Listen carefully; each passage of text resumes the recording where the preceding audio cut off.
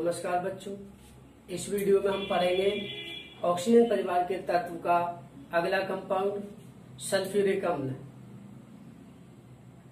इस वीडियो में हम पढ़ेंगे सल्फ्यूरिक अम्ल के गुणधर्म।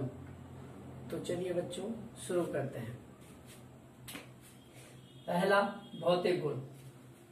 सल्फ्यूरिक अम्ल एक रंगहीन तेल जैसा गाढ़ा द्रव है जो जल में विलय होता है।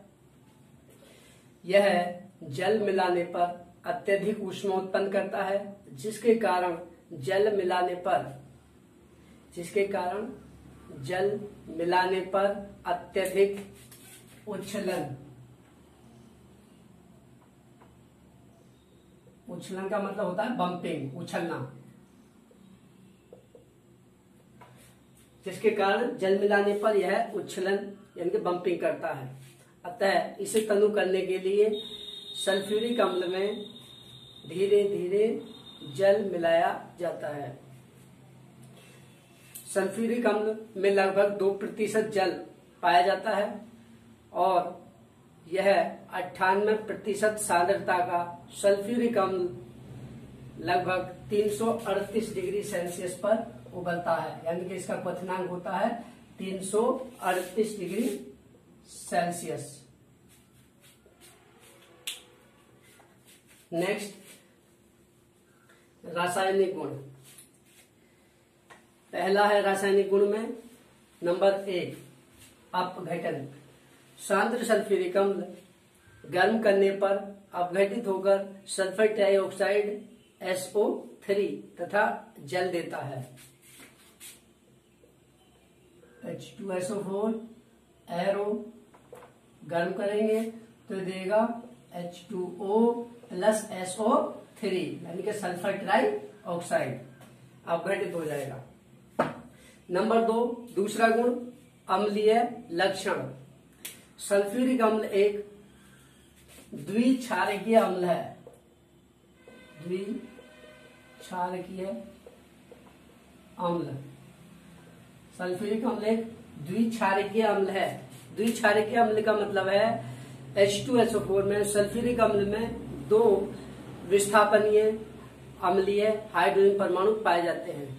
द्विक्षारकीय का मतलब H2SO4 में 2 H+ आयन निकल जाते हैं, यानी कि हम आयनित होने पर 2 H+ आयन देता है। द्विक्षारकीय का मतलब ये होता है। H2SO4 एक द्विक्षारकीय अम्ल है जो क्षारों के साथ यानी कि जैसे NaOH के साथ क्रिया करके 2 स्टेप्स में, 2 पदों में उदासीन होता है। देखिए कैसे होगा। पहला पॉइंट मान लेते हैं कैसे उदासीन होगा। H2SO4 plus NaOH sodium hydroxide के साथ रिएक्ट करके बनाएगा ये NaHSO4 प्लस H2O। इसका नाम है सोडियम बाइसल्फेट या सोडियम हाइड्रोजन सल्फेट। पहला स्टेप, एक H+ इसका निकल गया, एक हाइड्रोजन परमाणु निकल गया। दूसरे स्टेप में क्या करेगा, ये वाला दूसरे NaOH के साथ क्रिया करेगा और बना देगा NaHSO4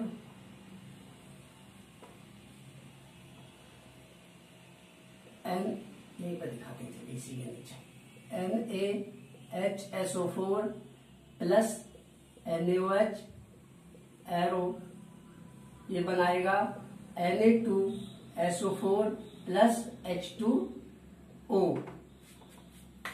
सोडियम सल्फेट और जल 2 स्टेप्स में H2SO4 क्षार के साथ, ये क्षार है, क्षार के साथ 2 पदों में उदासीन होता है।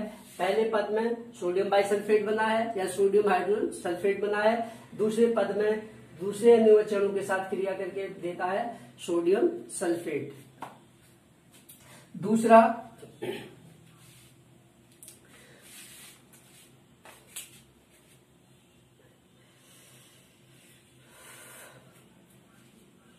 धातु कार्बोनेटों के साथ क्रिया करके कार्बन डाइऑक्साइड गैस देता है।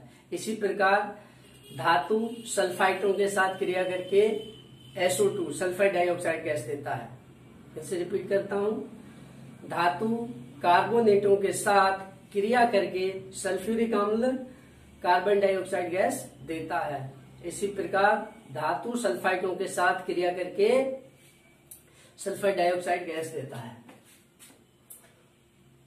धातु कार्बोनेट है जैसे Na2CO3, इसका नाम sodium carbonate plus H2SO4 arrow क्या बनाएगा, Na2SO4 sodium sulphate plus H2O plus CO2, यानी कि धातु कार्बोनेट या सोडियम कार्बोनेट के साथ क्रिया करके कार्बन डाइऑक्साइड गैस देता है। ये अम्लीय लक्षण है, अम्ल का गुण होता है।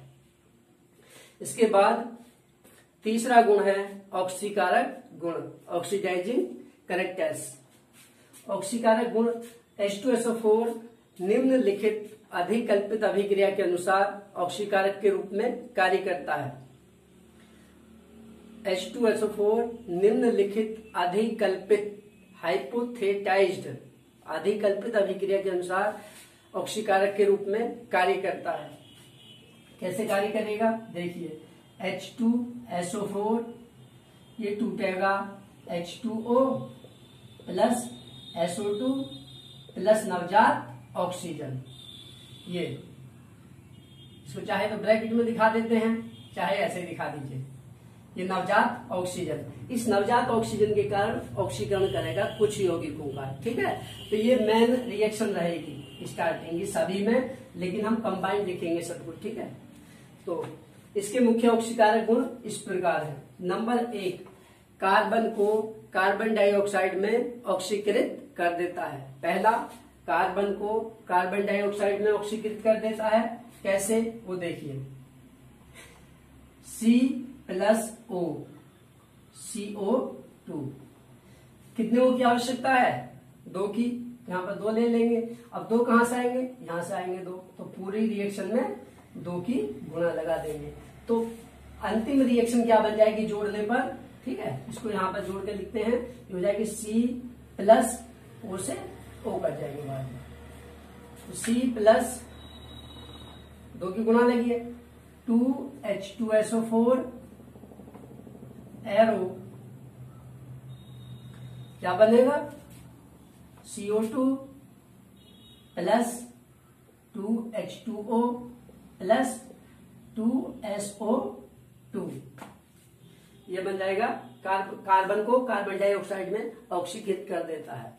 नंबर 2, सल्फर को यानी कि गंधक को सल्फर डाइऑक्साइड में ऑक्सीकृत कर देता है। फिर से रिपीट करता हूं, गंधक या सल्फर को सल्फर डाइऑक्साइड में ऑक्सीकृत कर देता है। वही सेम कंडीशन यही वाली रहेगी। S के साथ कितनी आवश्यकता होगी देखिए, S+2O SO2, तो वही सेम 2 की गुणा करके जोड़ दे रहे हैं यहाँ पर। तो ये बनेगा S+2 2H2SO4 arrow SO2 plus 2H2O plus 2SO2। ये 2 जगह नहीं लिखेंगे हम, इसको एक ही जगह कंबाइन कर लेंगे। 2SO2 ये गुणा करके 2 ये हो गई, 1 इससे बन गई, तो 3 हो जाएगी टोटल, ठीक है। तो इनको यहीं पे एक कंबाइन लिख देंगे ऐसे, 3SO2, S+2H2SO4 arrow 3SO2 plus 2H2O, यानी कि गंधक का सल्फर डाइऑक्साइड में ऑक्सीकरण कर देता है। तीसरा है, फास्फोरस को ऑर्थोफॉस्फोरिक अम्ल में ऑक्सीकृत कर देता है। फास्फोरस को ऑर्थोफॉस्फोरिक अम्ल में ऑक्सीकृत कर देता है। तो यहां पर दिखाई दे रहे हैं कैसे होगा, ठीक है। पहले यहाँ पे एक स्टेप में देख लीजिए कैसे होगा। 2P लेंगे, ध्यान दीजिए, ये वाली रिएक्शन ही यहाँ पर कितने लेने पड़ेंगे वो अभी पता चल जाएगा, ये तो मिटा दे रहे हैं। 2P + 5O के लगेंगे, 2P + 5O, ये बन जाएगा P2O5। केवल ये समझाने के लिए दिखा रहा हूं, मेन रिएक्शन जो इस तरह से लिखा हूं वो है। ठीक है, ताकि आपको अच्छे से समझ आ जाए। 2 + 5O arrow 2P + 5O P2O5 phosphorus पेंटा ऑक्साइड, फॉस्फोरस पेंटा ऑक्साइड P2O5 प्लस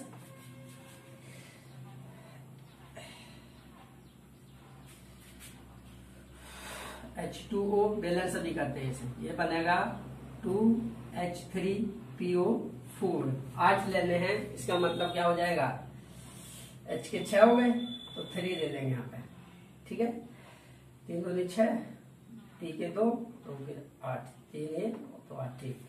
ये रिएक्शन बनेगी फाइनल जोड़ के। देखिए यहाँ पे हमने P के साथ 5 O के लिए हैं, तो सीधी सी बात है यहाँ पे हमें कितने गुणा करनी पड़ेगी, 5 की।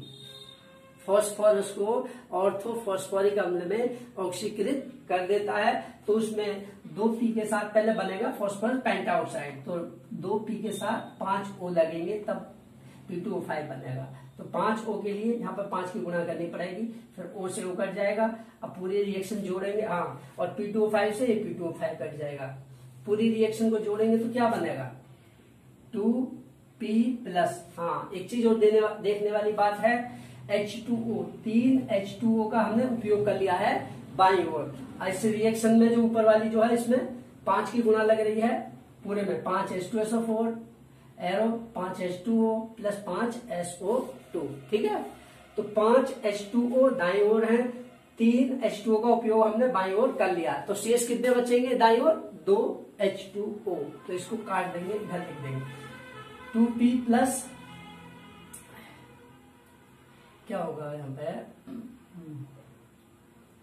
5 H2SO4, चलिए पूरी हम एक ही साथ लिखे दे रहे हैं आपको, तभी काट, अभी समझ कम आएगा, तो देखिए ऐसा हो जाएगा 2P प्लस 5 की गुणा लगी 5 H2SO4, बाईं ओर का बाईं ओर जोड़ते हैं, दाईं ओर का दाईं ओर, तो 2P आ गया, H2SO4 आ गया 5 प्लस 3 H2O एरो, अब बाद में काट के दिखाते हैं आपको, देखिए तो क्या बनेगा 2H3PO4 प्लस ये आ गया प्लस 5 H2O प्लस 5 SO2। देखो भैया अब ये रिएक्शन जोड़ के हो गई है पूरी, अब इनको मिटा दे रहे हैं जो हमने बीच में किए हैं, तो देखिए अभी आपको समझाते हैं कैसे होगा, ये भी मिटा दे रहे हैं यहाँ से।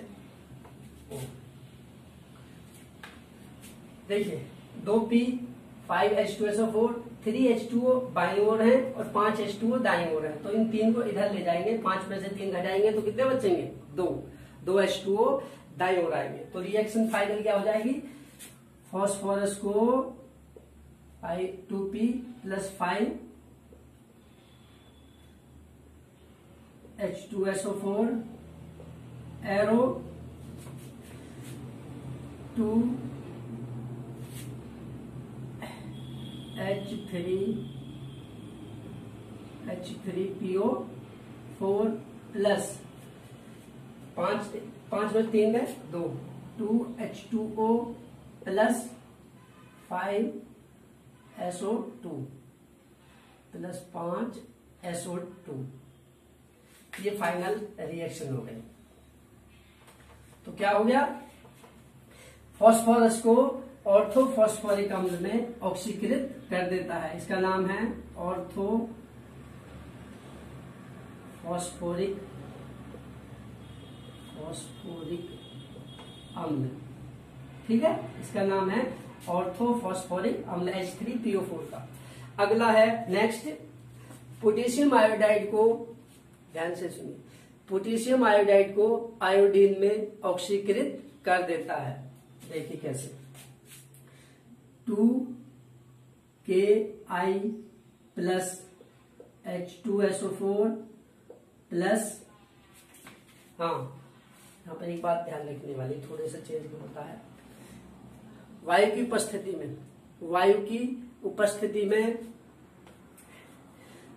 उपस्थिति में पोटेशियम आयोडाइड को आयोडीन में ऑक्सीकृत कर देता है, तो यहाँ पर एक O2 का अणु और लेना पड़ेगा, तब बनेगी रिएक्शन आपकी इस तरह से। इसको बैलेंस करने के लिए यहाँ पर 2 लेने पड़ेंगे, ये बन जाएगा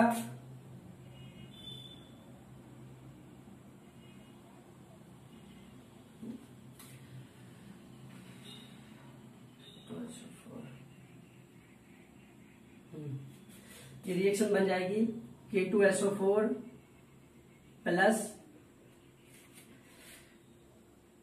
2H2O प्लस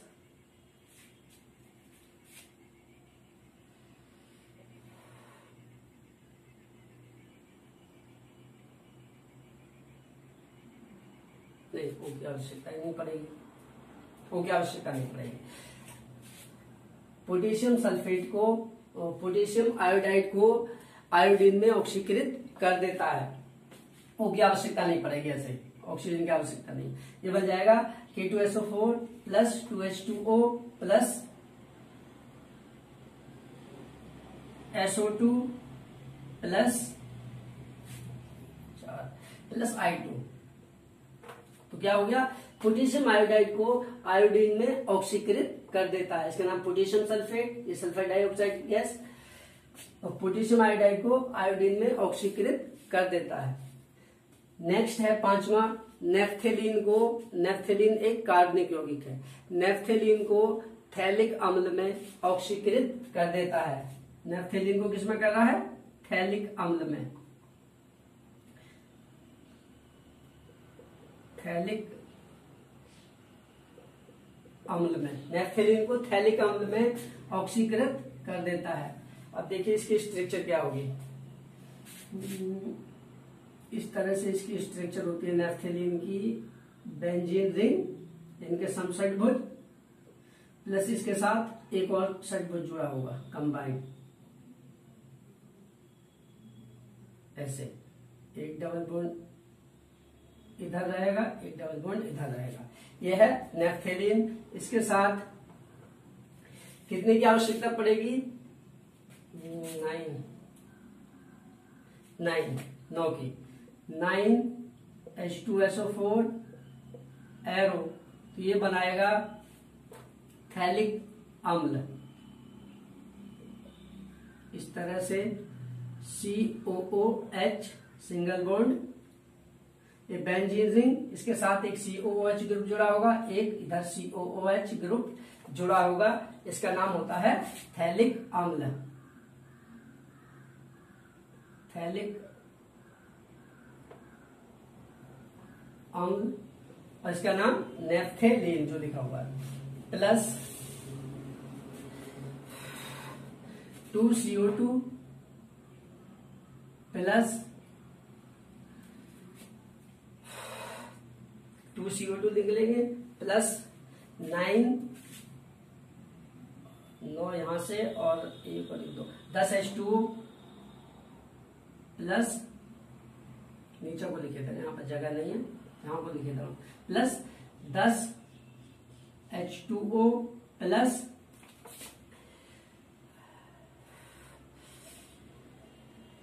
9SO2, ये बनेगा इसमें, इस रिएक्शन में थैलिक और नेफ्थेलीन को, इनके नेफ्थेलीन प्लस 9H2SO4 एरो, ये थैलिक अम्ल है, बेंजीन रिंग, उसके साथ यहाँ पर एक ग्रुप COH ग्रुप जुड़ा हुआ है, इसके साथ दूसरे वाले इस पर भी COH ग्रुप जुड़ा हुआ है, plus 2CO2 plus 10H2O plus 9SO2, इनके नेफ्थेलीन को थैलिक अम्ल में ऑक्सीकृत कर देता है।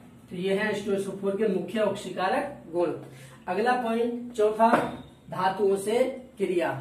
धातुओं से क्रिया को दो पार्ट्स में, दो भागों में बांट लेते हैं। पहला, सक्रिय धातुओं से क्रिया। सक्रिय धातु कौन सी होती है, जैसे सोडियम है, मैग्नीशियम है, एल्यूमिनियम है, ये सभी सक्रिय धातुएं होती हैं।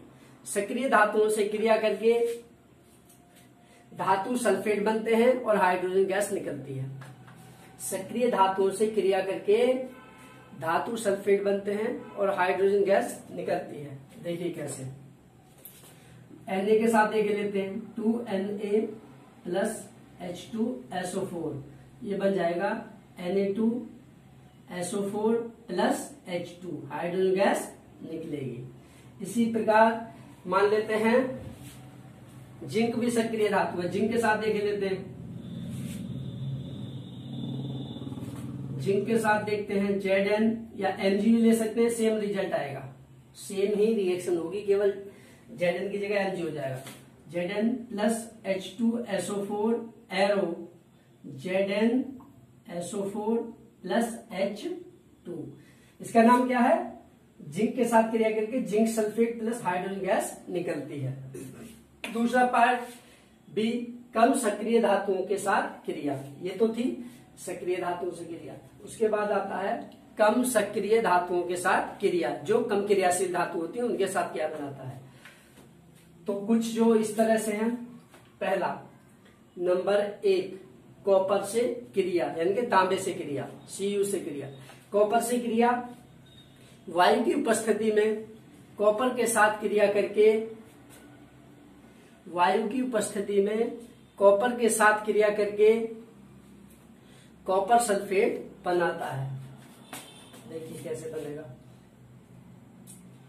Cu plus H2SO4 plus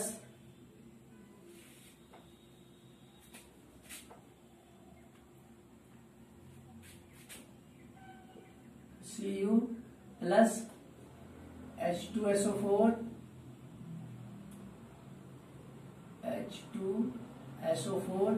plus O2, तो ये बनाएगा CuSO4 plus copper sulphate plus 2H2O।